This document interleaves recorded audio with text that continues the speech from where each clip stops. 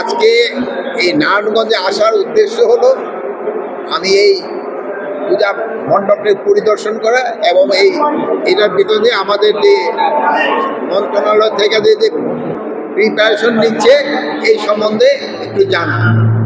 তা আমি এখানে আসলাম, ভাইদের কাছে শুনলাম যে এইবার তাদের আয়োজন খুবই ভালো, এখানে কোনো ধরনের কোনো সমস্যা নেই এবং ডিসি মহোদয় আমাদের বললেন টোটাল এই পূজা ইসের জন্য কত লাখ দিতে হবে, টোটাল 32 লাখ টাকা দেওয়া হয়েছে নারায়ণগঞ্জে এবং প্রতিটা মণ্ডপে 500 কেজি করে চাউল দেওয়া হয়েছে এবং এই পূজা যেন ভালোভাবে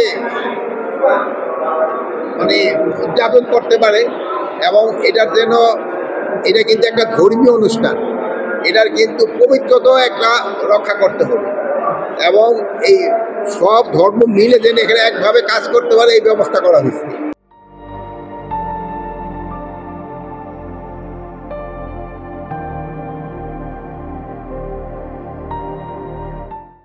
এই সব পূজা মণ্ডপের জন্যই আমাদের এই ভাইয়েরা তাদের মানে ভলান্টিয়ার রাখবে 7 জন করে, আমাদের আনসার থাকবে 8 জন করে এবং পুলিশ থাকবে, র্যাব থাকবে এবং সেনাবাহিনী থাকবে।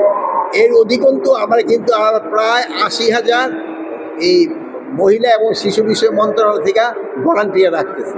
এবার এই জন্য কোনো ধরনের কোনো অসুবিধা হবে না। আর আরেকটা জিনিস হলো, অনেকেই বলছে যে পূজা মণ্ডপের আশেপাশে কিন্তু দোকান থাকতে পারবে, বাট ওই আগে যেমন ধরেন বড় মেলাগুলি হলে হয় কি এখানে গ্যাদারিংয়ে হয়ে যায়, এই জন্য বড় মেলা থাকবে না কিন্তু দোকানগুলি থাকতে পারবে। আর এই দোকানগুলি এই যারা পূজা পরিচালনা কমিটি আছে এবং আইন শৃঙ্খলা বাহিনী এবং প্রশাসন তাদের থেকে সমন্বয় করে তারা দোকানগুলি দিবে। আর এখানে যেন কোনো রকমের কোনো খারাপ কোনো কিছু না হয় এই জন্য সব ধরনের ব্যবস্থা নেওয়া হবে। এখানে কোনো ধরনের এই নিরাপত্তার ঝুঁকি আমার থেকে তো এরা বলতে পারবে, এরা তো বললো কোনো নিরাপত্তার ঝুঁকি নাই এবং প্রত্যেক জায়গায় কিন্তু সিসিটিভির ব্যবস্থা করা হয়েছে।